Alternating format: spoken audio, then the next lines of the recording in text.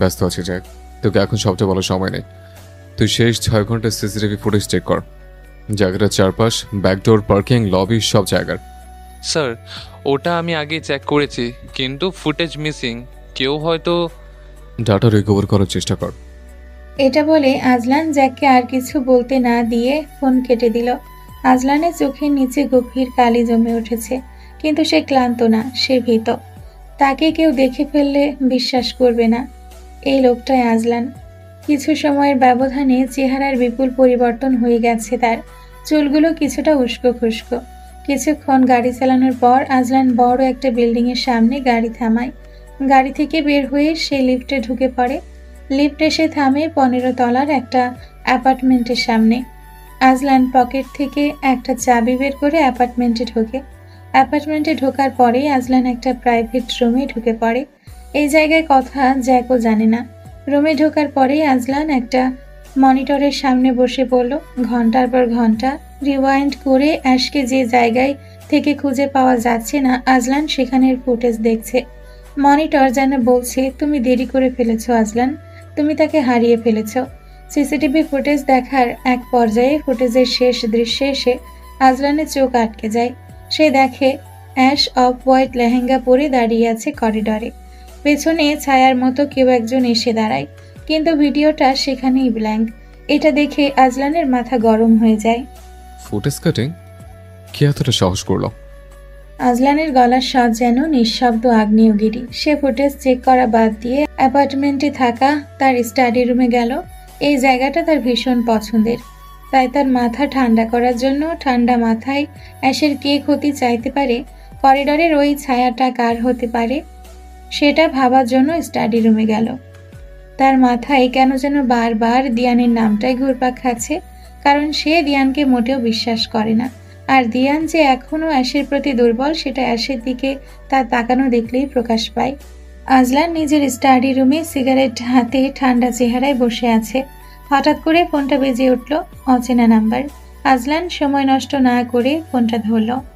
Hello, আপনার reception কেমন গেল মিস্টার হাজলান ড্রেক? তোকে কে অধিকার দিয়েছে আমার নাম ধরে ডাকার, হারামজাদা? আর আমার রিসেপশন কেমন গেলে সেটা তোকে বলবো কেন? তুই কে? আর আমার পার্সোনাল নম্বর কোথায় পেলি? ফোনের ওপাশে লোকটা উৎসর স্বরে হাসি দিয়ে বলল, এখনো কণ্ঠে এত তেজ? তোর প্রাণ ভমরা তো এখন আমার কাছে। খুব সুন্দর দেখতে রে। চুপচাপ বসে আছে আমার সামনে, যদিও আনার সময় বড্ড জ্বালিয়েছে রে। কিভাবে সহ্য করিস তুই এই মেয়েকে? আজলান মুহূর্তেই চেয়ার উল্টে দাঁড়িয়ে যায়। তুই কুত্তার বাচ্চা, তোর গলা আমি নিজ হাতে ছিঁড়ে নেব। তুই জানিস না কার বুকে ছুঁয়েছিস, বাস্টার্ড? কানটা ঝালাপালা করে দিল রে। তোর কি শুধু মুখেই এত জোর, নাকি হাতেও আছে? তা তো তুই দেখতেই পাবি হারামজাদা। তোর জন্য কত বড় শাস্তি অপেক্ষা করছে তা তুই নিজেও জানিস না। সত্যিই জানি রে। যাই হোক, ফোনে এত কথা বলতে ভালো লাগছে না। তার থেকে বরং তুই চলে আয়, সব কথা সামনাসামনি হবে। তুই যদি তোর বউকে ফিরে পেতে চাস, তাহলে একাই ভয় পেয়ে আবার কাউকে সাথে নিয়ে আসিস না। লোক নিয়ে আসলে আমি তোর জানকে যত্ন সহকারে নিজের হাতে টুকরো টুকরো করে ফেলবো। তখন তুই এখান থেকে তোর বউকে না, তার মৃত দেহ নিয়ে যেতে পারবি এখান থেকে। তোকে কে বলেছে আমি ভয় পাই? তোকে ছিঁড়ে ধোয়াবনে সিগারেটের মতো খেতে আমার সময় লাগবে না। তুই জাস্ট লোকেশন দে, তোর হাড্ডিগুলো দিয়ে আমি অরিজিনাল ব্রেসলেট বানাবো, কুত্তার বাচ্চা। আহা, এত প্রেম! তুই তোর দম্ভ অনেক দেখিয়েছিস। আজ আমি তোর প্রেমের জান কবজ করব। আজলান চোয়াল শক্ত করে বলল, তুই হারামজাদা, আমি তোকে চিনি না ঠিক আছে, কিন্তু তুই আমার বউকে ছুঁয়েছিস, ওকে কষ্ট দিয়েছিস। তোকে আমি ধরি যদি, তোর ছায়া গর্হিত হয়ে যাবে। তোকে আজ জ্যান্ত খবর দেবো আমি। তুই তো লোকেশন দে। ফোনের ওপাশে লোকটি নিজের লোকেশন বলল, সাথে এটা বলল যেন 1 ঘন্টার মধ্যে আজলান ওই লোকেশনে পৌঁছায়। আজলান একটা চেয়ারে লাথি মেরে ভেঙে ফেলল। কণ্ঠে হিংস্রতা এনে বলল, তুই থাকবি না কুত্তার বাচ্চা? দুনিয়াতে তোর সময় শেষ হয়ে এসছে। 1 ঘন্টা তো দূরের কথা, আমার 30 মিনিটও লাগবে না। আমি এখনই আসছি। শুধু ওর গায়ে একটা আঘাতও তুই করবি না। এটা আমার অনুরোধ না, এটা আমার ওয়ার্নিং। ওকে আঘাত করলে সেটা তোর জন্যই খারাপ হবে। ও আমার বউ, মাই লেডি। ওকে আঘাত করলে আমি নিজের হাতে তোর বুক থেকে কলিজা টেনে বের করে আনবো। দেখা যাবে কে কার কলেজা নিজের হাতে টেনে বের করে আনে। আগে আয় তো। আসছে, তুই অপেক্ষা কর, তোর মৃত্যুর জন্য। তাহলে দেখা হবে মিস্টার ড্রেক, একা আসিস। আজ না হয় তুই আর আমি মিলেই তোর রিসেপশনটা সেলিব্রেট করব। তোর বউ তো এখানেই আছে, কি সুন্দরভাবে ঘুমিয়ে আছে রে ভাই। আজলান চিৎকার দিয়ে বলল। তুই যদি ওকে আর একটা আচর দিস তাহলে তোর দেহের এক একটা অঙ্গ আলাদা আলাদা জায়গায় পুঁতে রাখবো আমি। এটা বলতেই লোকটা উপাস থেকে ফোন কেটে দিল। ফোনটা কান থেকে নামিয়ে আজলান ঠোঁটের কোণে রক্ত দেখল। হয়তো নিজের দাঁত দিয়ে ঠোঁট কেটে ফেলেছে, কিন্তু সে টের পায়নি। শুধু ধীরে ধীরে বলে, ওকে আঘাত করা হবে ওই বাস্টার্ডের জন্য করা জীবনের সব থেকে বড় ভুল। মুহূর্তেই তার মধ্যে অ্যাশকে নিয়ে ভয় কাজ করা শুরু করলো। কিন্তু সে নিজের মনকে শক্ত করে কণ্ঠে হিংস্রতা এনে বলল, আমার জন্য হলেও নিজেকে সেফ রাখার চেষ্টা করো জান। তোমার স্বামী যে তোমাকে ছাড়া বড্ড অসহায়, তোমার ব্যাপারে সে বড্ড ভীত। বেশি না, কিছু করার জন্য হলে বাচ্চাদের হাত থেকে নিজেকে সেফ রেখো। তোমার স্বামী নিজের শেষ রক্তবিন্দু দিয়ে হলে তোমাকে বাঁচাবে। ট্রাস্ট মি জান, কিছু হতে দেবো না তোমায়। শুধু একটু সময় আমার জন্য অপেক্ষা করো। এটা বলে আজলান আবারও গাড়ি নিয়ে বেরিয়ে পড়লো লোকটার দেওয়া লোকেশনের উদ্দেশ্যে। তার মাথায় একটাই কথা ঘুরছে, অ্যাশকে ওই বাস্টার্ডের হাত থেকে বাঁচাতে হবে, যে কোনোভাবে, যে কোনো মূল্যে। চারপাশে নিস্তব্ধতা, না সেটা শান্তির নিস্তব্ধতা না, এটা সেই রকম ভয়াবহ নিস্তব্ধতা যেটা যেন বাতাসে ছুরি জ্বালিয়ে কেটে ফেলা যায়। অ্যাশ ধীরে ধীরে চোখ মেলল। একটা বাজে গন্ধ প্রথমে ধাক্কা মারল তার নাকে, ধাতব কাঁচা রক্তের মতো কিছুর গন্ধ। তার বুক ধড়ফড় করছে, মনে হচ্ছে তার হৃদস্পন্দনের আওয়াজ পুরো ঘর ছড়িয়ে পড়েছে। চারদিকে তাকিয়ে সে বোঝার চেষ্টা করলো এটা কোথায়। পুরনো ভাঙাচোরা একটা কক্ষ, দেওয়ালে ছোপ ছোপ দাগ, যেখানে রং জীর্ণ হয়ে গেলেও রক্তের পরিচয় লুকাতে পারেনি। মেঝেতে ছড়িয়ে আছে পুরনো রক্তে ভেজা কাপড়ের টুকরো, কিছু হাড়গোড়, আর এক কোণে পড়ে থাকা একটা ছেঁড়া জুতো, শুধু একটা। সে চিৎকার করতে গেল, কিন্তু গলা শুকিয়ে গেছে তার। জিভটাও যেন কাজ করছে না। তার ভয়, তার কাঁপুনি, তার চিৎকার সব যেন নিঃশব্দে গিলে নিচ্ছে এই ঘরটা। হঠাৎ নিস্তব্ধ ঘরে কারো আওয়াজ অ্যাশের কানে ঠেকল। আওয়াজটা তার কিছুটা পরিচিত মনে হলো। এখানে আগে মানুষ খুন করা হতো নিয়মিত। অ্যাশ পেছনে ঘুরে তাকালো, তার চোখে কিছুটা ভয়, কিন্তু পেছনে তাকিয়ে সে যাকে দেখল তাতে তার চোখে ভয়ের বদলে বিস্ময় ফুটে উঠল। আপনি? অ্যাশের কণ্ঠে বিস্ময় ফুটে উঠল। পুরনো পরিত্যক্ত এক গুদাম ঘরের সামনে এসে আজলানের বিলাসবহুল গাড়ি এসে থামে। এইটা সেই লোকটা দেওয়া লোকেশন। আজলান দ্রুত গাড়ি থেকে নামে, সাথে নিয়ে নেয় একটা বন্দুক, গ্লক 19। চারিদিকে ধোঁয়াশা, গন্ধে যেন আগুন আর পুরনো রক্তের গন্ধ মিশে আছে। আজলান ধীরে পা ফেলে ভেতরে ঢুকে চারদিকে খুঁজে দেখে। হঠাৎ করেই একটা গলা তার কানে আসে, যেটা শুনেই তার কিছুটা পরিচিত লাগে। সামনের দিকে তাকাতেই সে দেখতে পায় একজন লোক চেয়ারে বসে আছে। অন্ধকারে তার চেহারা বোঝা যাচ্ছে না, কিন্তু তার তীক্ষ্ণ কণ্ঠস্বর ঠিকই অন্ধকার ভেদ করে এসে আজলানের কানে কড়া নাড়ছে। কেমন আছেন মিস্টার ড্রেক? দিনকাল কেমন যাচ্ছে আপনার? আজলান লোকটার দিকে এগোতে নিলেই লোকটা আজলানকে থামিয়ে দিয়ে বলল, স্টপ। আপনাকে সামনে এগোনোর অনুমতি আমি এখনো দেইনি মিস্টার ড্রেক। ওখানে দাঁড়িয়েই কথা বলুন। আজলান না চাইতেও থেমে যায়, কারণ অ্যাশ এখন এই লোকটার কাছে আছে, তাই তাকে যা করার বুঝে শুনে করতে হবে। আমার বউ কোথায়? বা সেই বউয়ের খোঁজ জানতে চাচ্ছেন? হাসুন, বসুন, গল্প করি আমরা। আপনার বউকে তো আর আমি নিয়ে যাচ্ছি না। যাই বলুন মিস্টার ড্রেক, আপনার বউ কিন্তু ভীষণ সুন্দরী। Stop you bastard. আমি তোর থেকে এখানে আমার বউয়ের সৌন্দর্যের বর্ণনা শুনতে আসিনি। আমার বউকে কোথায় রেখেছিস তুই? ওকে এক্ষুনি আমার সামনে নিয়ে আয়। লোকটা ঠাট্টা স্বরে বলল, কুল মিস্টার ড্রেক, কুল। এতটা হাইপার হয়ে যাবেন না। এতটা হাইপার হওয়া স্বাস্থ্যের জন্য ক্ষতিকর, আর আর বউয়ের জন্য। আজলান আবার কিছুটা দমে গেল। তা মিস্টার ড্রেক, আপনি তো আপনার বউকে অনেক ভালোবাসেন, তাই না? কোনো সন্দেহ?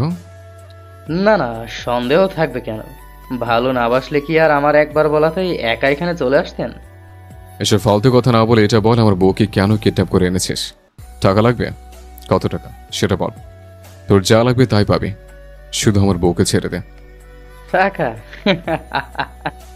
টাকা টাকা টাকা? না, লাগবে না। আমার টাকা লাগবে না।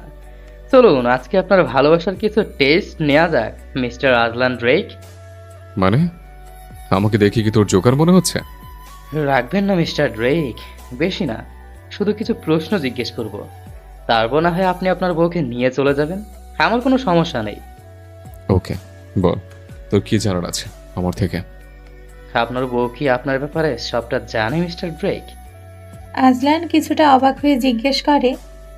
মানে মানে এই যে আপনি যে রাতের আধারে মানুষদের আপনার গোপন ডেরায় নিয়ে মেরে তাদের অস্তিত্ব পর্যন্ত বিলীন করে দেন, তাকে আপনার বউ জানে? বলেছেন তাকে, নাকি তাকে এখনো অন্ধকারে রেখেছেন? তুই কে? এসব জানলে কি করে? কে বলেছে তোকে? আচ্ছা, তুই আবার সে না তো যে প্রথমবার আমার বউকে মারার জন্য লোক পাঠিয়েছিলি? আপনার আইকিউ লেভেল তো একেবারে জোস mister Drake, I am impressed. যাই হোক, যা বলছিলাম, আপনার বউ কি আপনার এসব কুকর্ম সম্পর্কে জানে? আজলান জেদ নিয়ে বলল। না, জানি না। আর আমি কোনো কুকর্ম করি না। পৃথিবীর বুক থেকে আবর্জনা সরাই। মানুষ মারা কখনো ভালো কর্ম হতে পারে না মিস্টার ড্রেক। আমি তোর থেকে এখানে উপদেশ নিতে আসিনি। হ্যাঁ, আমি মানুষ খুন করি, নৃশংসভাবে তাদেরকে মেরে ফেলি। এত নৃশংসভাবে মারি যে তুই তা কখনো কল্পনা করতে পারবি না। সমস্যা নেই, আজকে তোরই অবস্থাই হবে। তোর বক্ষের ভিতর হাত ঢুকিয়ে যদি তোর কলিজে বের করে না আনতে পারি, তাহলে আমার নাম আজলান ড্রেক না। লোকটা উচ্চ স্বরে হাসা শুরু করলো। আজলান ধীর স্বরে বলল। তুই কে? কি তোর পরিচয়? আর তুই কিভাবে আমার ব্যাপারে এত কিছু জানিস? আজলান এটা বলার সাথে সাথে অন্ধকার থেকে একটা মুখ বেরিয়ে এলো, যাকে দেখে আজলান বিষয়ের চরম পর্যায়ে পৌঁছে গেল। তুই? কেমন আছেন মিস্টার ড্রেক? চমকে গেলেন নাকি? রিভান, তুই? এত কিছুর পিছনে তুই ছিলি? অ্যাশকে মারার চেষ্টা তুই করেছিলি? আর আজকে আজকে তুই অ্যাশকে কিডন্যাপ করেছিস? আর তুই এত কিছু জানলি কিভাবে? এত কিছু তুই কিসের জন্য করেছিস? শেষের কথাগুলো আজলান কিছুটা জোরেই বলল। হ্যাঁ, সবকিছু আমি করেছি, সবকিছুর মাস্টার মাইন্ড আমি। আর কেন করেছি? কারণ আছে, কিন্তু তোকে বলার প্রয়োজন মনে করছি না। অ্যাশকে কোথায় রেখেছিস? যেখানে রেখেছি ভালোই রেখেছি, এত চিন্তা করিস না। যতই হোক আমার ভালোবাসার মানুষ বলে কথা, খারাপ রাখি কিভাবে? আর সব থেকে বড় কথা কি জানিস? তোর আসল পরিচয় এখনো সব জানে, সবটা ওর কাছে পরিষ্কার, জানিয়ে দিয়েছি ওকে সবটা। বিশ্বাস করতে চাইছিল না, কিন্তু একটু আগেই তো তুই নিজের মুখে সবটা স্বীকার করলি। সবটাও মনিটরে দেখেছে, তোর বলা প্রতিটা কথা শুনেছে। তোর অপকর্মগুলো এখন ওর কাছে পানির মতো পরিষ্কার। এখন নিশ্চয়ই ও আর আমাকে অবিশ্বাস করবে না। তোর উল্টো গণা শুরু, তুই আর ওকে পাবি না। ও এখন আমার, শুধু আমার। তোর থেকে আমি ওকে কেড়ে নিয়েছি। You fucking bastard! আমি তোকে ছোট থেকে ভাইয়ের মতো দেখে বড় করেছিলাম, আর তুই কিনা আমার কাছ থেকে আমার ভালোবাসার মানুষকে কেড়ে নেওয়ার জন্য এত পরিকল্পনা করলি? এই বলে আজলান জোরে রিভানের মুখে ঘুষি দিল। আজলানের ঘুষিতে রিভানের ঠোঁট ফেটে রক্ত বের হলো। আমি তোকে বিশ্বাস করেছিলাম, you son of a bitch. Bro, আমারও তো ভালোবাসার অধিকার আছে, তাই না? ছোটবেলা থেকে আমি সব সময় তোর ছায়া হয়ে থেকেছি, আর আজ আমি তোর আলোটাই কেড়ে নিচ্ছি। আজলান রিভানের কথা শুনে আগুন হয়ে গেল। তার চোখ লাল, গলা থরথর করে কাঁপছে। Don't you fucking dare talk about her like that. She belongs with me bro. তুই ওকে ভালোই বাসতি না? ভালোবাসলে কি নিজের আসল পরিচয় ওর কণ্ঠে লুকাতে? শাট দ্য ফাক আপ। বল, কোথায় রেখেছিস ওকে? এটা বলে আজলান কলার ধরে রিভানকে দেওয়ালে ঠুকে দেয়, আর পেছন থেকে বন্দুক বের করে বন্দুকটা রিভানের কপালে ঠেকিয়ে ধরে। One more word, I'll blow your fucking head off. তোমার জান এখন আমার ব্রো, আমার। রিভানের কথা সহ্য না করতে পেরে আজলান এক লাথি মারে ওর বুক বরাবর। রিভান উল্টে পড়ে যায়। আজলান ওর উপর ঝাঁপিয়ে পড়ে, একের পর এক ঘুষি মারতে থাকে ওর মুখে। অ্যাশ কোথায়? বল। রিভান হেসে বলে। আমার মনে। আজলানের চোখে তখন ঠান্ডা খুন। সে চিৎকার দিয়ে বলে। বলে দে, কোথায় রেখেছিস ওকে? তাহলে এক একটা করে তোর সব হাড় ভাঙবো। তোকে বেঁচে থাকতে দিব শুধু চিৎকার করার জন্য। এটা বলে আজলান রিভানকে এলোপাথারি মারতে থাকে। মার খাওয়ার এক পর্যায়ে রিভান জ্ঞান হারিয়েও হারায় না। ঠিক তখনই রুমের দরজা দিয়ে অ্যাশ ভেতরে আসে। তার চোখে আজলানের জন্য অবিশ্বাসের ছায়া। অ্যাশকে দেখে আজলানের দেহে যেন পানি আসে। সে দৌড়ে গিয়ে অ্যাশকে জড়িয়ে ধরে, কিন্তু অ্যাশ আজলানকে এক ঝটকায় নিজের থেকে দূরে সরিয়ে দেয়। আজলান কিছু বুঝতে না পেরে আবারও অ্যাশের কাছে যেতে নিলে অ্যাশ প্রথমবারের মতো দ্বিতীয়বারও আজলানকে নিজের থেকে দূরে সরিয়ে দেয়। কি হয়েছে আজ তোমার? আজলানের এমন কথা শুনে অ্যাশ চোখ ভর্তি জল নিয়ে তার দিকে তাকায়। অ্যাশের এমন মারাত্মক চাহনিতে যেন আজলানের হৃদয় ছিন্ন বিচ্ছিন্ন হওয়া পায়তারা করে। আজলানের পেছন থেকে রিবান ধীরে ধীরে উঠে বলে, তোর মিথ্যা ধরা পড়ে গেছে, সেটা জেনেও নির্লজ্জের মতো ওর কাছে প্রশ্ন করছিস কি হয়েছে? অ্যাশ কান্না ভেজা কণ্ঠে আজলানকে বলল, আমার সাথে এমন কেন করলেন আপনি আজলান? আমি আপনার কি ক্ষতি করেছিলাম? আপনাকে ভালোবেসে কি আমি কোনো গর্হিত অপরাধ করে ফেলেছিলাম যার কারণে এই শাস্তি আমায় দিলেন? আমাকে কেন এতদিন অন্ধকারে রাখলেন আজলান? কেন কেন আমি আপনাকে চিনতে পারলাম না? কেন? এটা বলে অ্যাশ অঝোর ধারায় কাঁদতে লাগলো। আজলান তাকে ধরতে নিলে সে ছিটকে দূরে সরে গেল। ছবেন না আপনি আমায়। আপনার নোংরা হাত দিয়ে আমায় স্পর্শ করবেন না আপনি। ওই হাতে কত মানুষের রক্ত লেগে আছে। না না, আপনি আপনি ওই হাত দিয়ে আমায় কিছুতেই ছবেন না, কিছুতেই না। আমি তোমার স্বামী অ্যাশ। কোনো খুনি আমার স্বামী হতে পারে না। আমি কোনো খুনিকে আমার স্বামী হিসেবে মানি না। আমার স্বামী আমার কাছে পবিত্র ফুলের ন্যায়। সে কখনো কোনো মানুষ খুন করতে পারে না, কখনোই পারে না। আপনি আমার স্বামী না, কিছুতেই হতে পারে না আপনি আমার স্বামী। আজলান কাপা গলায় অ্যাশকে বলল, আমি তোমাকে ভালোবাসি অ্যাশ। ভালোবাসলে নিজের এত বড় সত্যটা কখনোই আমার থেকে লুকাতে পারতেন না, কখনোই না। আপনি আমাকে এতদিন যা বলেছেন সবটা মিথ্যে ছিল আজলান, সবটা আপনার লোক ভোলানো নাটক ছিল শুধুমাত্র। আর আমি সেটা বুঝতেই পারিনি। বোকার মতো বিশ্বাস করেছিলাম আমি আপনাকে, আপনার বলা প্রতিটা কথাকে। এত নিখুঁত অভিনয় কি করে করলেন আপনি আজলান? আমার ভালোবাসার এই মূল্য দিলেন আপনি? অ্যাশ ভাঙা ভাঙা কণ্ঠে আজলানকে প্রশ্ন করল, বিলিভ মি জান, আমি তোমাকে নিজের থেকে বেশি ভালোবাসি। শুধু আরেকটা বার বিশ্বাস করে দেখো, আমি তোমার জন্য পুরো পৃথিবীকে ছাড়তে রাজি। প্লিজ আমাকে ক্ষমা করো। আমি আমার পাপের জগৎ ছেড়ে দেব, বাদ দিয়ে দেব অপরাধীদের শাস্তি দেওয়া। তো এইভাবে বলো না। ভুলের ক্ষমা হয়, কিন্তু প্রতারণার তো হয় না। আপনি আমার সাথে প্রতারণা করেছেন আজলান, আমার বিশ্বাস নিয়ে খেলেছেন আপনি। প্লিজ এইভাবে বলো না অ্যাশ। আমি তোমার বিশ্বাস নিয়ে খেলিনি। আমি তোমাকে আগে সবটা জানাতে চেয়েছিলাম, কিন্তু পারিনি। আমার ভয় হচ্ছিল, তোমাকে হারিয়ে ফেলার ভয়। তাই বারবার বলতে চেয়েও তোমাকে বলতে পারিনি। আমার ভালোবাসা তোমার জন্য সত্যি ছিল অ্যাশ। আমার ডিভোর্স চাই আজলান, শুনেছেন আপনি? আমি থাকতে চাই না কোনো অপরাধীর সাথে। আমি শান্তিতে বাঁচতে চাই, কোনো খুনির সাথে আমি সংসার করতে চাই না। অ্যাশের মুখ থেকে বের হওয়া কথাগুলো যেন আজলানের বুকে তীরের মতো বিঁধল। তার বুকের বাঁ পাশে চিনচিনে ব্যথা অনুভূত হলো। তার মনে হচ্ছে কেউ যেন তার সামনে হাত পেতে তার কলিজাটা চাচ্ছে। দিব না আমি তোমাকে ডিভোর্স।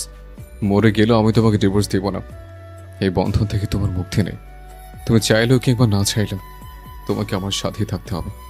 এই আজলানের হয়েই তোমাকে বাঁচতে হবে সারাটা জীবন।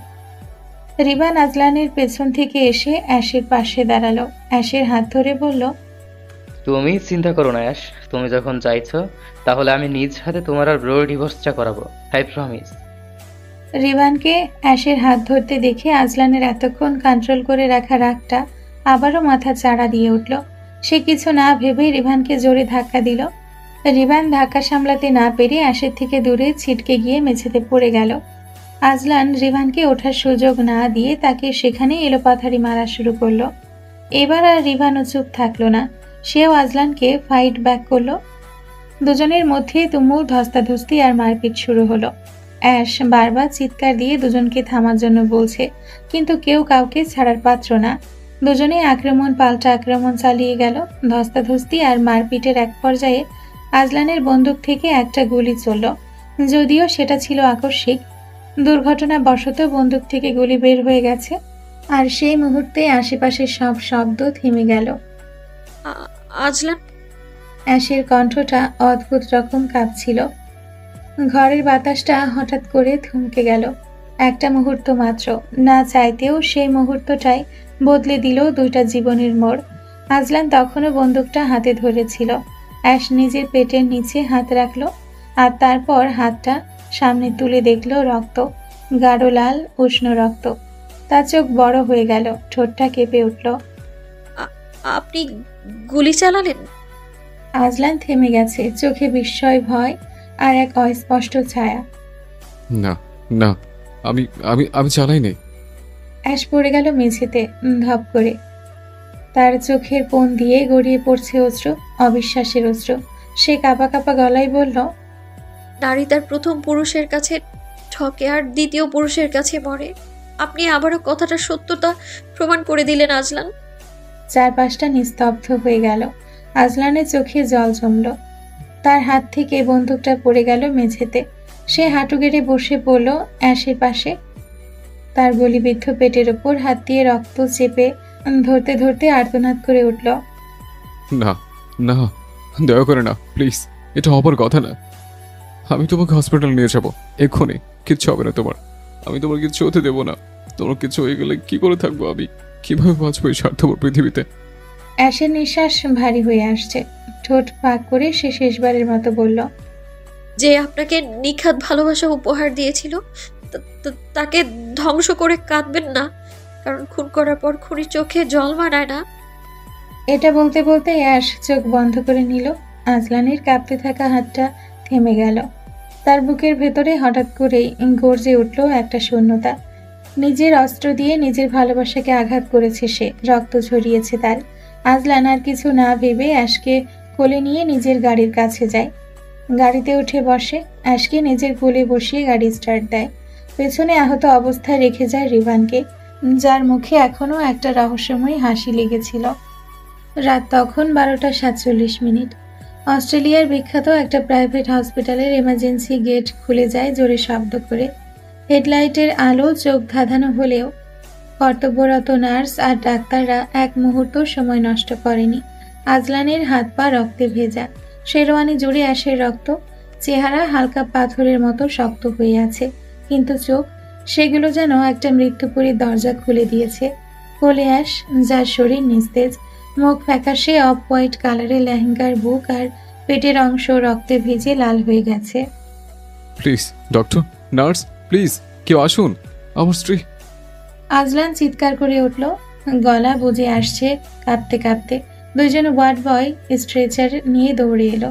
একজন নার্স আজলানের হাত থেকে অ্যাশকে নিতে চাইলে সে কিছুক্ষণের জন্য শক্ত করে জড়িয়ে ধরে থাকলো। প্লিজ সাবধানে, ওর যেন কিছু না হয়। ও আমার সব, ও শ্বাস নিচ্ছে, ও মরেনি। প্লিজ আপনার ওকে ঠিক করে দিন প্লিজ। আপনাদের যা লাগবে সব দেবো, যত টাকা লাগবে দেবো, কিন্তু আপনারা দয়া করে ওকে সুস্থ করে দিন। আজলান কথাগুলো কাঁপা কাঁপা গলায় ডক্টর নার্সদের বলছিল, আর তার চোখ বেয়ে একাধারে অশ্রু গড়িয়ে পড়ছিল। তারা যেন আজ কোনো কিছুতেই বাদ মানছে না। ডাক্তাররা কোনো সময় নষ্ট না করে অ্যাশকে ওটিতে নিয়ে গেলেন। একটা সময় পর আজলান হাসপাতালের করিডরে একা পড়ে রইল, সারা শরীর রক্তে ভেজা, হাতের তালুতে এখনো অ্যাশের রক্তের উষ্ণতা। চোখ দুটো কোটরের ভেতর শুকিয়ে কাঠ। হঠাৎই পেছন থেকে একজন নার্স এসে বলল, আপনি সম্পর্কে রোগীর কি হন, হাজব্যান্ড? আজলান কোনো কথা না বলে মাথা নেড়ে হ্যাঁ বলল। অপারেশন শুরু হয়েছে, বুলেটটা অনেক ডিপে গেছে, ইন্টারনাল ব্লিডিং হয়েছে, পরিস্থিতি ক্রিটিক্যাল। আমাদের বেস্ট সার্জন এসেছে, আমরা চেষ্টা করছি তাকে বাঁচিয়ে রাখার। আপনি চিন্তা করবেন না। আপনার শুধু চেষ্টা না, ওকে ফিরে আনুন প্লিজ, প্লিজ ওকে বাঁচান। আজলান অসহায়ের মতো নার্সের সামনে হাত জোর করে কাপা গলায় বলল। নার্স কাপা চোখে আজলানের দিকে তাকিয়ে বলল, আমরা চেষ্টা করব, আমাদের হসপিটালের অস্ট্রেলিয়ার বেস্ট ডক্টররা আছে, আপনি প্যানিক করবেন না প্লিজ। তারা আপনার ওয়াইফকে বাঁচানোর জন্য তাদের বেস্টটা দেবে, আর বাকিটা সৃষ্টিকর্তার হাতে। আপনি প্লিজ হসপিটালের ফর্মালিটিগুলো কমপ্লিট করে আসুন। এটা বলে নার্স চলে গেল। আজলান নার্সের কথা মতো গিয়ে হাসপাতালের সব ফর্মালিটি পূরণ করে এসে দরজার বাইরে বসে পড়ল। ঠান্ডা টাইলসের মেঝেতে মাথা পেছনে ঠেকিয়ে চোখ বন্ধ করে মনে মনে একটাই কথা, হে খোদা, আমার গোনা যত বড় হোক না কেন, শুধু ওকে ফিরিয়ে দাও। আমি বদলে যাব, সত্যি বলছি। আমার জীবনের বিনিময় হলেও তুমি ওকে বাঁচিয়ে দাও।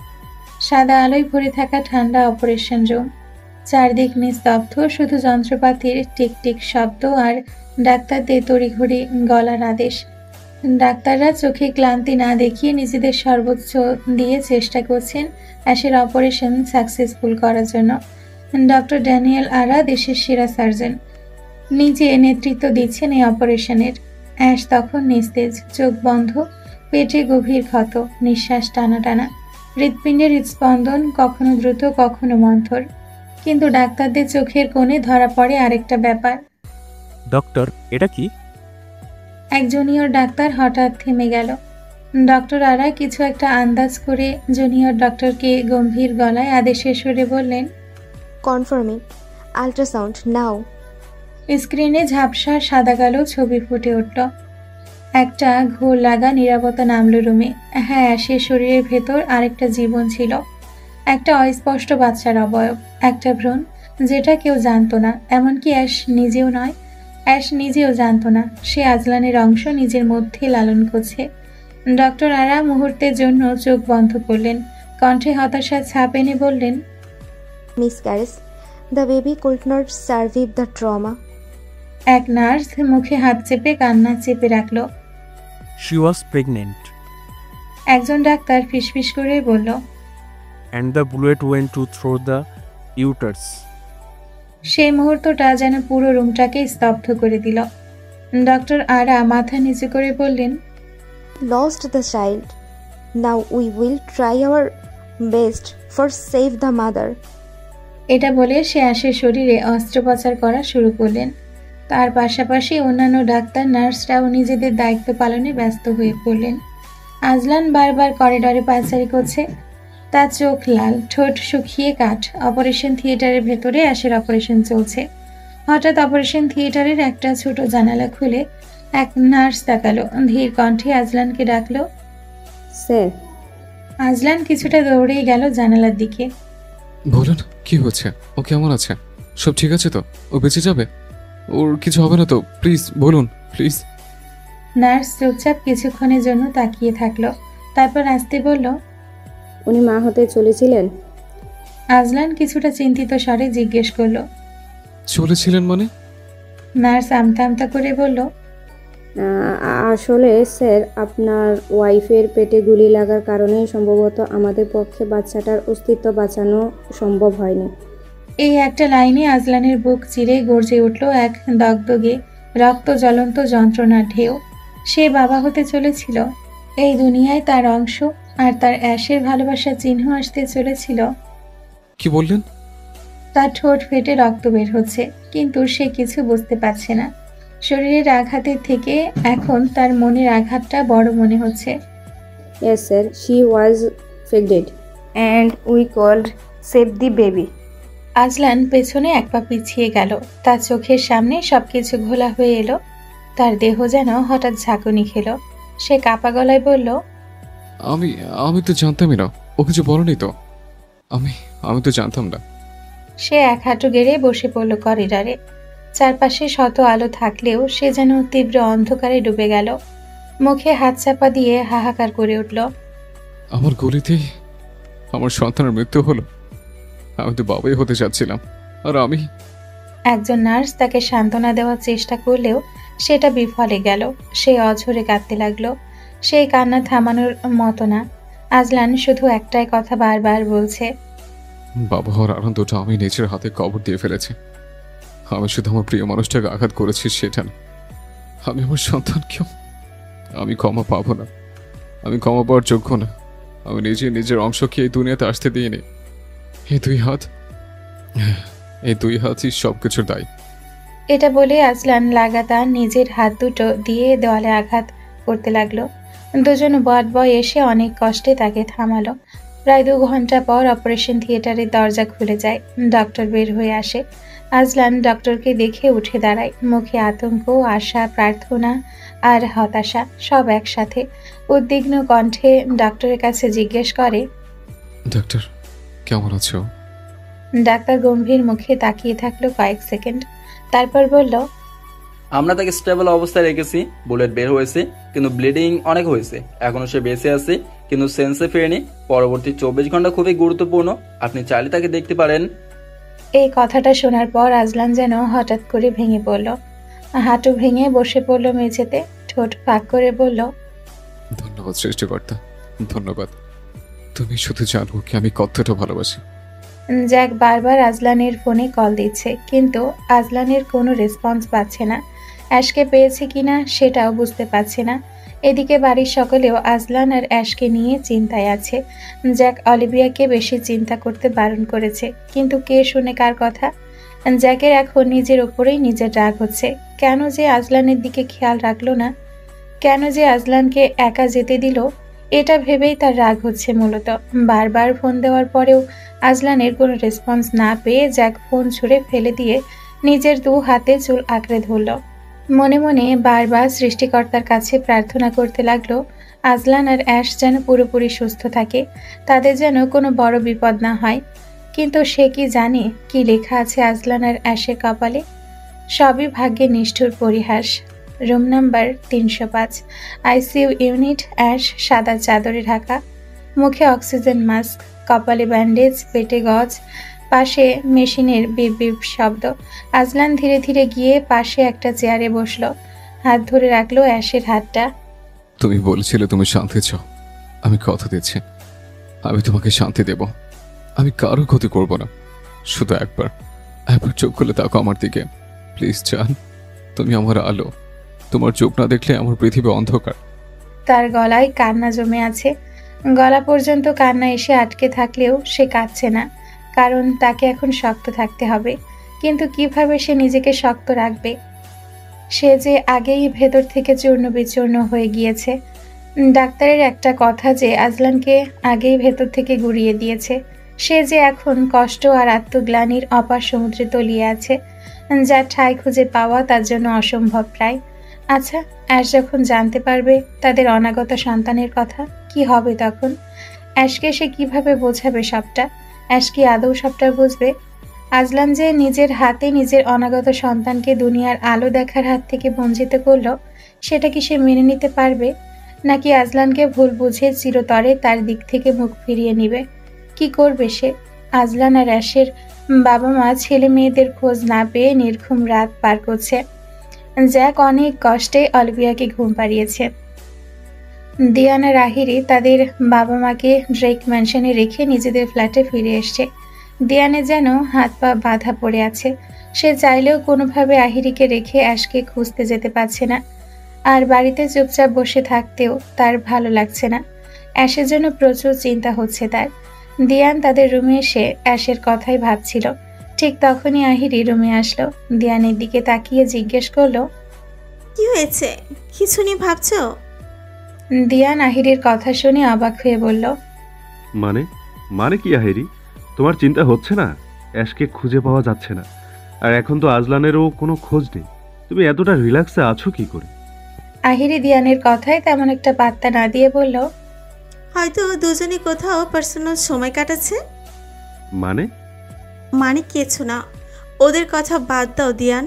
আজকে তোমার জন্য একটা সারপ্রাইজ আছে, অপেক্ষা করো, আসছি। এটা বলে আহিরি দিয়ানকে আর কিছু বলতে না দিয়ে ওয়াশরুমে চলে গেল। দিয়ান এই বিষয়টা নিয়ে তেমন কিছু না ভেবে অ্যাশকে নিয়ে চিন্তা করতে লাগলো। কিছুক্ষণ পরে আহিরি ওয়াশরুম থেকে বের হলো। দিয়ান সেদিকে তাকালোও না। আহিরি চুপচাপ গিয়ে রুমের দরজা বন্ধ করে দিল। হঠাৎ রুমের দরজা বন্ধ করাতে দিয়ান সেদিকে তাকালো, কিন্তু সেদিকে তাকাতেই সে আহিরিকে দেখে অবাক। আহিরি সিল্কের লাল কামিজ পরা, চুল খোলা, তার চোখে গাঢ় কাজল, কাঁধে হালকা পারফিউমের গন্ধ, আর চোখে ছিল স্পষ্ট যুদ্ধের ছায়া। আহিরি, কি হয়েছে তোমার? আহিরি দিয়ানের দিকে এগোতে এগোতে বলল, কিছুই তো হয়নি, এখন হবে, আজকেই হবে। মানেটা সহজ। আমি চাই আজকে তুমি আমাকে তোমার বইয়ের স্বীকৃতি দাও। আমাদের মধ্যে যতটা দূরত্ব আছে সবচেয়ে মিটিয়ে দাও। দিয়ান কণ্ঠে একটু রাগ নিয়ে আহিরিকে বলল, তুমি কি পাগল হয়ে গেছো? তোমার বোন অ্যাশ, ওকে খুঁজে পাওয়া যাচ্ছে না। ও এখন কোথায় কি অবস্থায় আছে সেটা কেউ জানে না, আর তুমি এখন এসব বলছো?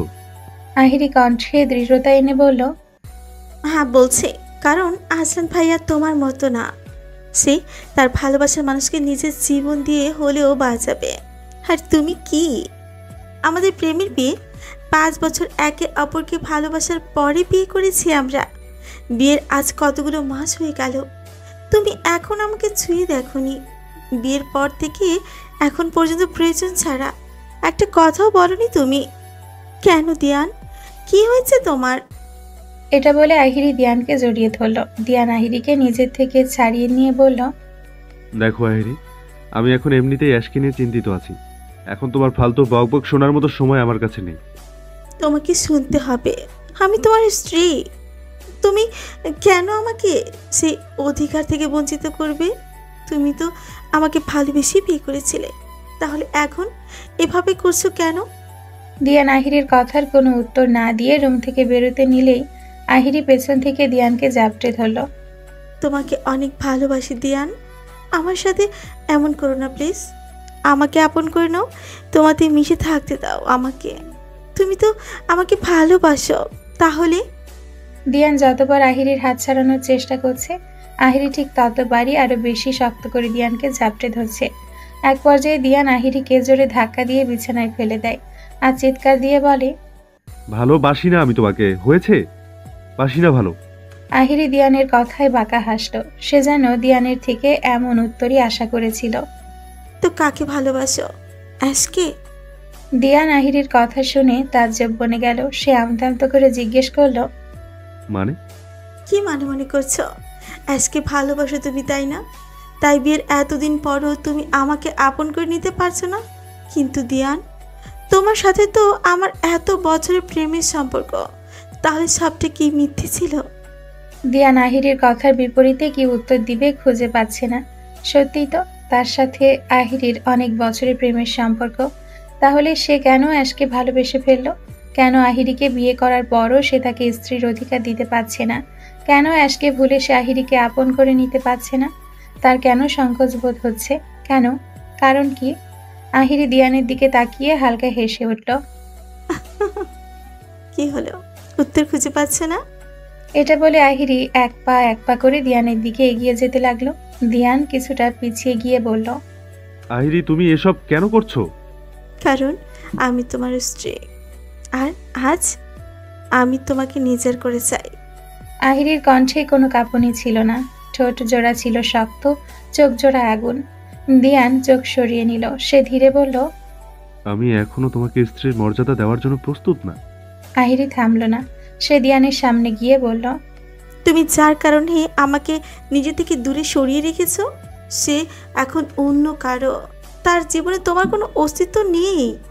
তাই তোমার উচিত তাকে ভুলে যাওয়া আর ভাগ্যকে মেনে নেওয়া, যেমনটা আমি নিয়েছিলাম বিয়ের পরে যখন বুঝেছিলাম তুমি অ্যাশের প্রতি দুর্বল। ভালোবাসলে কি এত সহজে ভোলা যায়?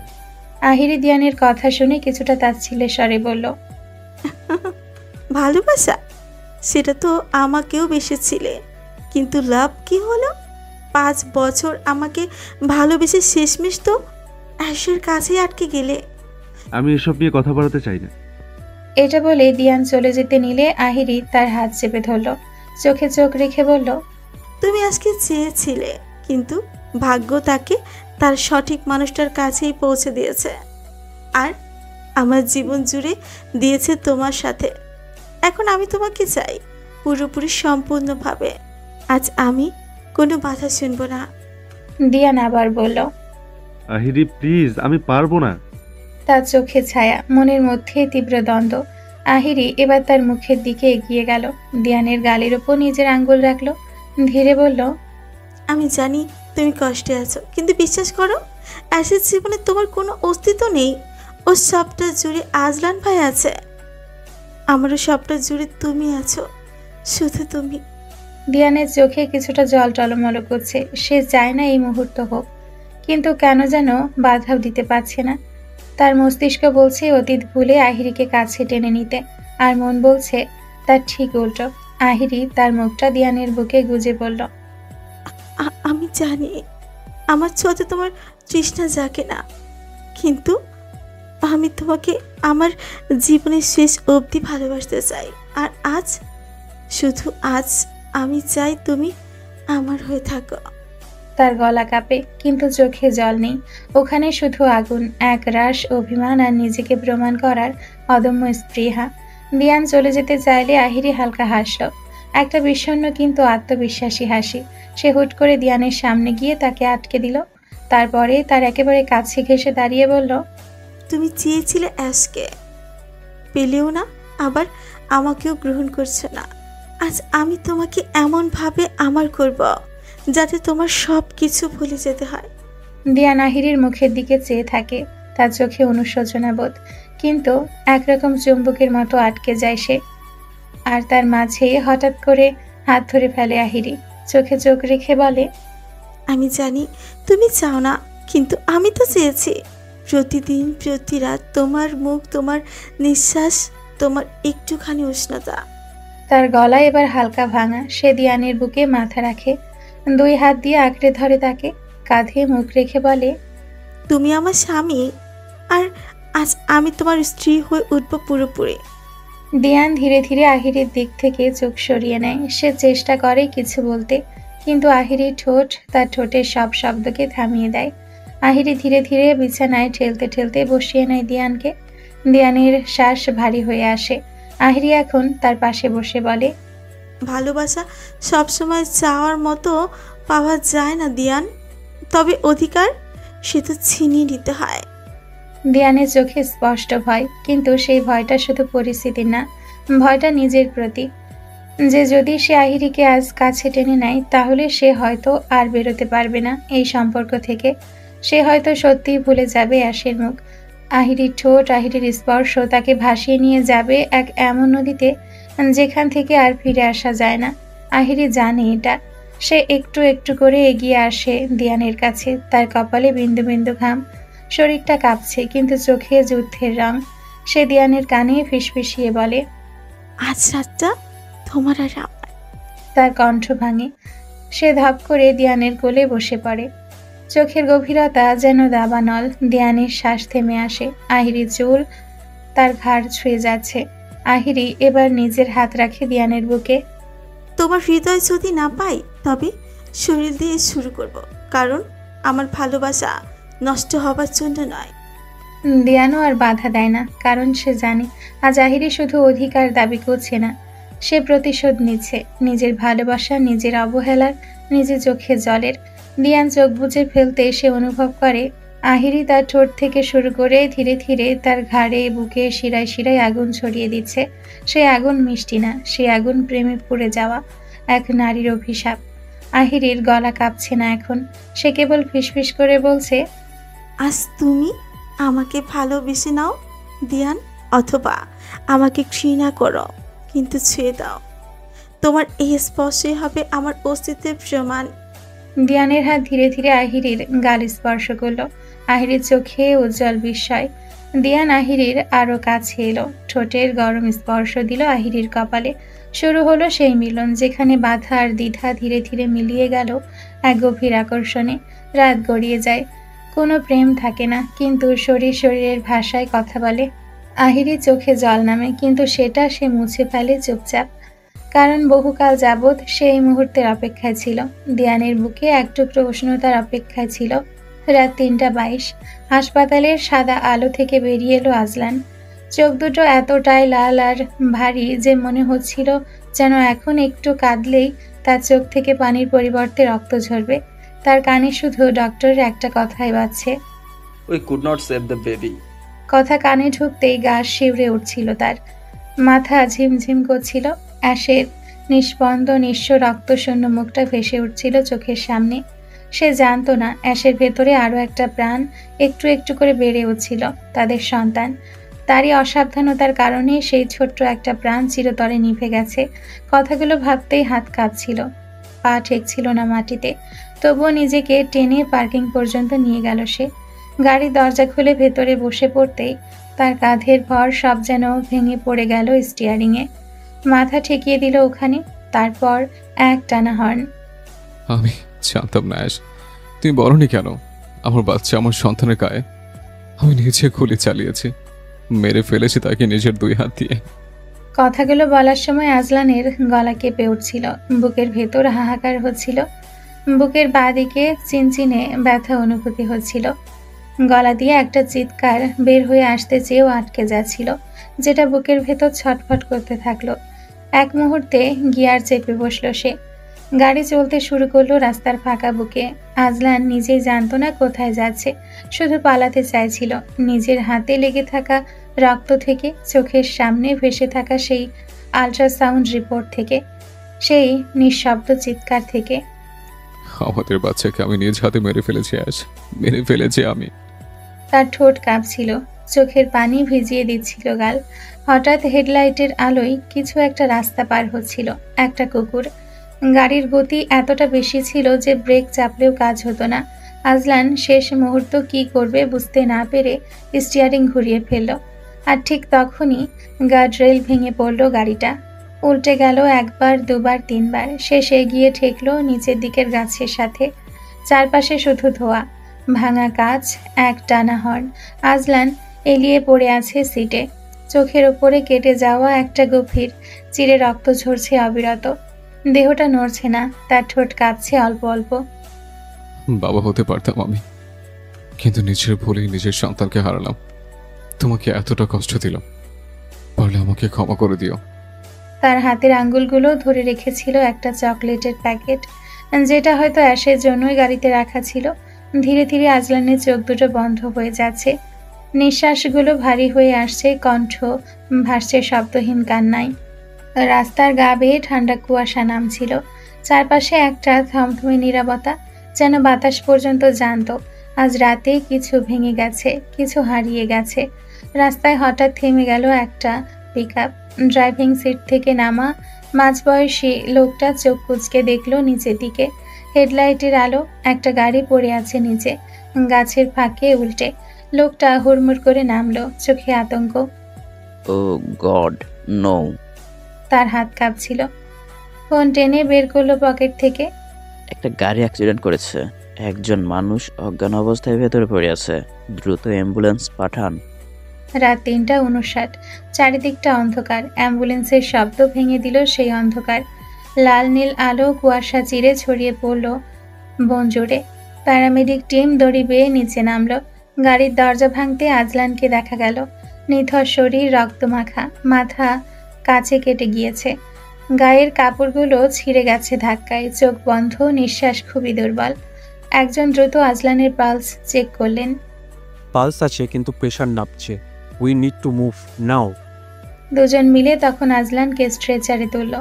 অক্সিজেন মাস্ক পরিয়ে গাড়িতে তোলার সময় হঠাৎ আজলানের ঠোঁট কিছুটা কাঁপল। অস্পষ্ট একটা শব্দ ভেসে এলো। অ্যাশ। রাতের আকাশে আজ তেমন তারা দেখা নেই। বৃষ্টি ভেজা জানালার ওপাশে সাদা আলো ছড়ানো অপারেশন থিয়েটারে ঢুকিয়ে দেওয়া হলো স্ট্রেচারে শুয়ে থাকা নিস্তেজ আজলানকে। চারদিকে কেবল যন্ত্রপাতির টিকটিক শব্দ আর তড়িঘড়ি করে ছুটে বেড়ানো ডাক্তার নার্সদের পায়ের শব্দ।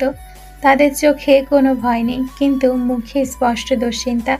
একজন নার্স ছুটে এসে আজলানের মুখ থেকে রক্ত পরিষ্কার করে দিল। অন্যজন বুকের ওপরের কাটা অংশে হাত চাপা দিয়ে রক্ত থামানোর চেষ্টা করলো। রক্তচাপ অনেক কম, শরীর ঠান্ডা হয়ে যাচ্ছে। চোখের কোণে আতঙ্ক ছুঁয়ে গেলেও অভিজ্ঞ হাতে কাজ চালিয়ে যাচ্ছে সার্জনরা। আজলানের ডান কপালের পাশে কিছুটা কাজ ঢুকে আছে। একজন ডাক্তার নিচু হয়ে খুব ধীরে সেটা বের করলেন। রক্তে ভিজে গেল ডাক্তারের হাতের সাদা দস্তানা। আরও রক্ত, আরও চাপ, আরও শব্দ। এদিকে মনিটরের স্ক্রিনে জীবনের রেখাটা এক এক সময় কাঁপছে, এক এক সময় যেন স্থির হয়ে যাচ্ছে। ডক্টর, রোগীর পালস রেট ধীরে ধীরে কমে যাচ্ছে। জুনিয়র ডাক্তারের এই কথাটাই যেন চারপাশে গা শিউরে দেওয়ার মতো এক ঠান্ডা শীতলতা এনে দিল। কিন্তু কেউ থামল না। রোগীকে বাঁচাতে তারা তাদের চেষ্টায় বিন্দু পরিমাণও কার্পণ্যতা করবে না। আজলানের শরীরের এক একটা অংশে সেলাই করা হচ্ছে, ভেতরের ছেঁড়া টিস্যুগুলো জোড়া লাগানো হচ্ছে, রক্তের ভেজা কাপড় সরিয়ে ফেলা হচ্ছে বারংবার। একটা সময় অপারেশন থিয়েটারে একটু নিঃশ্বাস ফেলার মতো নীরবতা নেমে এলো।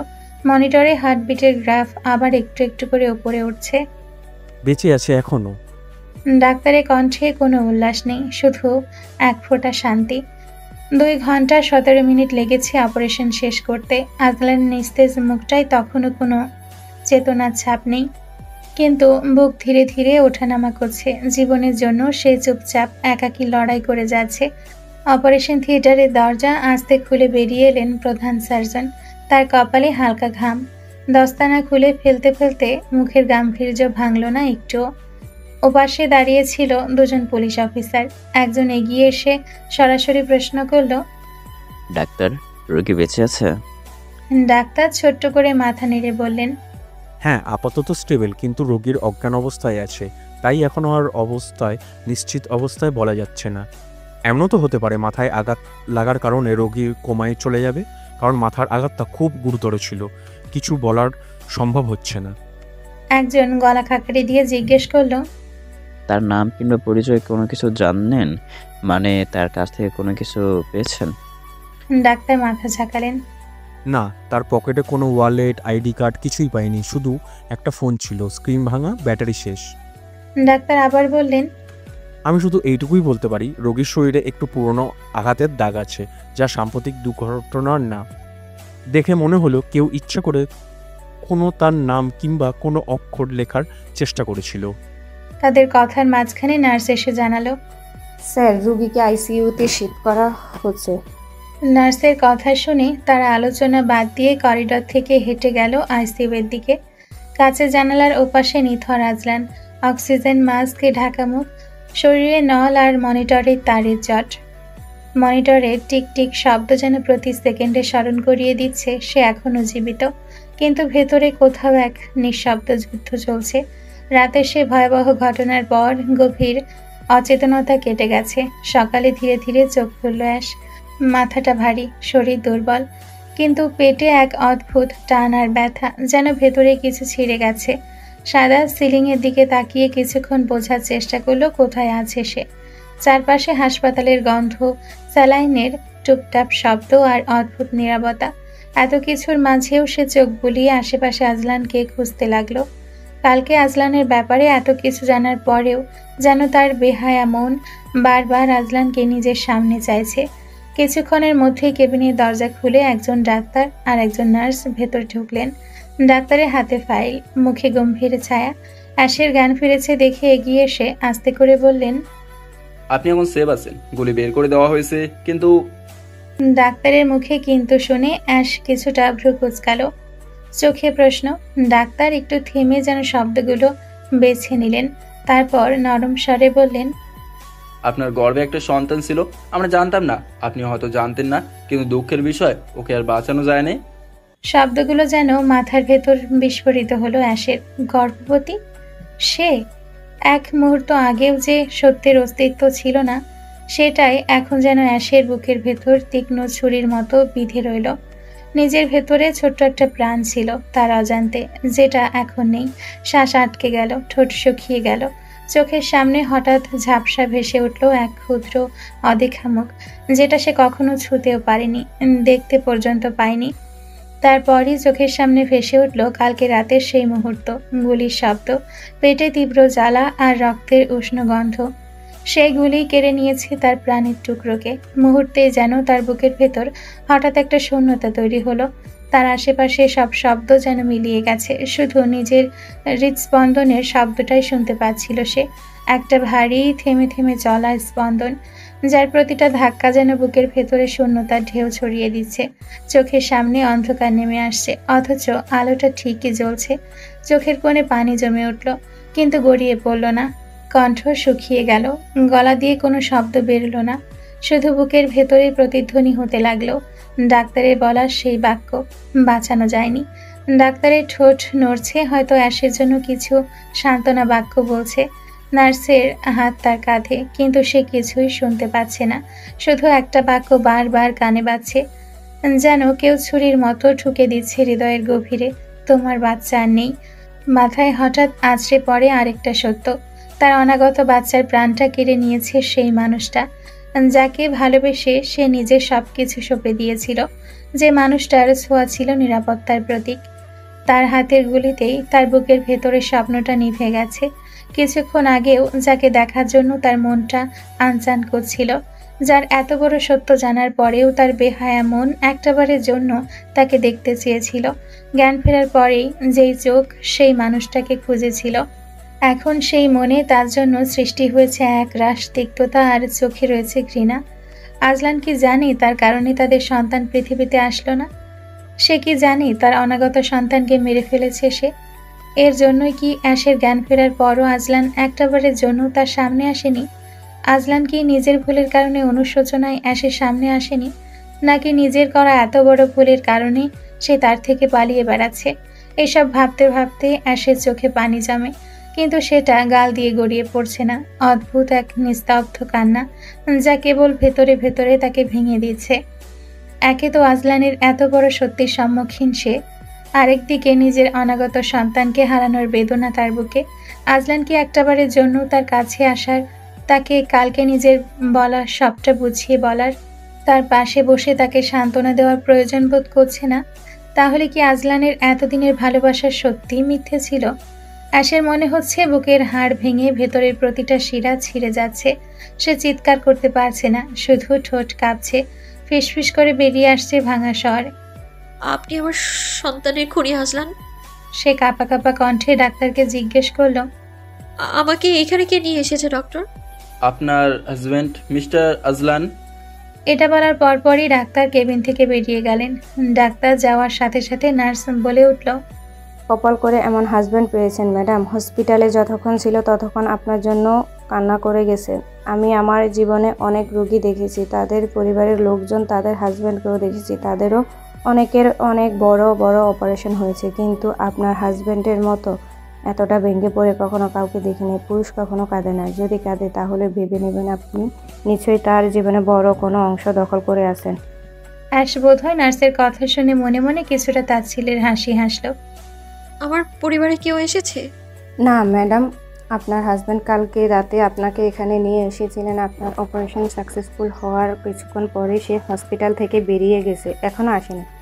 অ্যাশ কিছুটা জোর করে নিজের মুখ তাচ্ছিল্যের হাসি এনে বলল, তাও আপনি বলছেন যে আমি তার জীবনের বড় অংশ দখল করে আছি? নার্স অ্যাশের দিকে তাকিয়ে মুচকি হেসে বলল, চোখ কখনো মিথ্যে বলে না ম্যাডাম। আমি তার চোখে আপনার জন্য ভালোবাসা দেখেছিলাম, আপনাকে হারানোর ভয় দেখেছিলাম। অ্যাশ নিশ্চুপ। আপনার পরিবারের কারোর ফোন নাম্বার জানা থাকলে বলুন, আমি তাদেরকে ফোন করে জানিয়ে দিচ্ছি। অ্যাশ চুপচাপ বেডের পাশে থাকা ছোট টেবিলের ওপর একটা কাগজ আর কলম তুলে হাতে নিল। ধীরে ধীরে তার বাবার নাম্বারটা লিখল। লেখার শেষে সে কাগজের টুকরোটা নার্সের হাতে দিল। নার্স কাগজটা হাতে নিয়ে বলল, আমার বাবা। ওহ ঠিক আছে, আপনি এখন রেস্ট করুন, আমি তাদেরকে ফোন করে জানিয়ে দিচ্ছি। এটা বলে নার্স কেবিন থেকে বেরিয়ে গেল। নার্স বেরিয়ে যেতে অ্যাশ কাঁদতে শুরু করলো। আজকে সে ভেঙে গেছে, গড়িয়ে গেছে ভেতর থেকে। সে আজলানের সত্যতা জানার পরেও তাকে ক্ষমা করে দিত, কিন্তু সে তার সন্তানের খুনিকে কিভাবে ক্ষমা করবে? কিভাবে?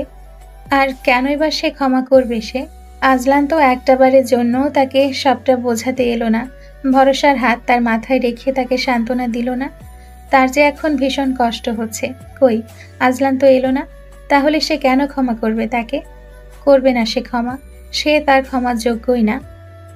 এগুলো ভাবতে ভাবতেই অ্যাশ নিজের মনে মনে এক কঠিন সিদ্ধান্ত নিয়ে নিল, যেটা হয়তো এলোমেলো করে দিবে তার আর আজলানের জীবন, তাদের সম্পর্ক।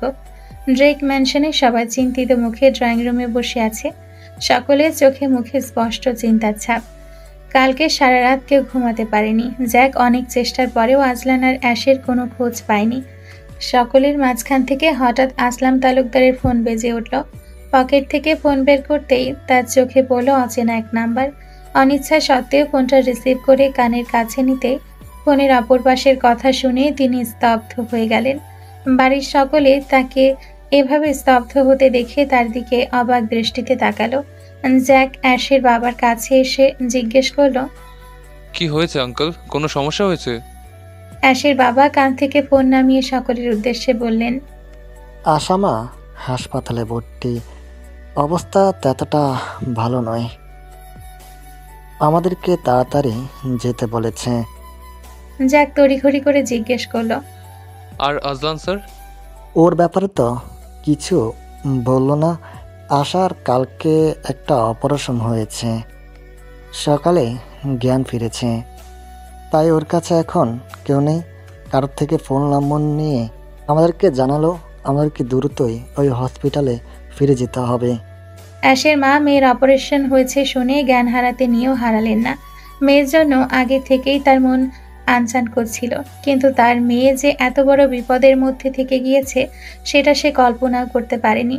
তিনি আসলাম তালুকদারের কাছে এসে কান্না ভেজা স্বরে বললেন, ওগো, তাড়াতাড়ি চলে এসো না হাসপাতালে। জানি না আমার মেয়ে কেমন আছে, চলো না, আমার মন যে ওকে চোখে দেখার জন্য আনচান করছে। আসলাম তালুকদার নিজের স্ত্রীকে শান্ত করে দিয়ানের কাছে ফোন দিয়ে সবটা জানালো আর তাদেরকে হসপিটালের উদ্দেশ্যে রওনা দিতে বলল। ফোন কাটার পরে রেক মেনশনের সবাই হসপিটালের উদ্দেশ্যে রওনা দিল। হসপিটালে পৌঁছানোর পরপরই জ্যাক আর অলিভিয়া রিসেপশনিস্টের কাছ থেকে অ্যাশের কেবিন নাম্বার জেনে নিল, কিন্তু তারা সকলেই প্রথমে অ্যাশের কাছে না গিয়ে অ্যাশের ডক্টরের কাছে গেলেন সবটা ভালোভাবে জানার জন্য। ডক্টর কালকে সমস্ত ঘটনা আর অ্যাশের বর্তমান পরিস্থিতি সবটাই তাদেরকে বুঝিয়ে বললেন।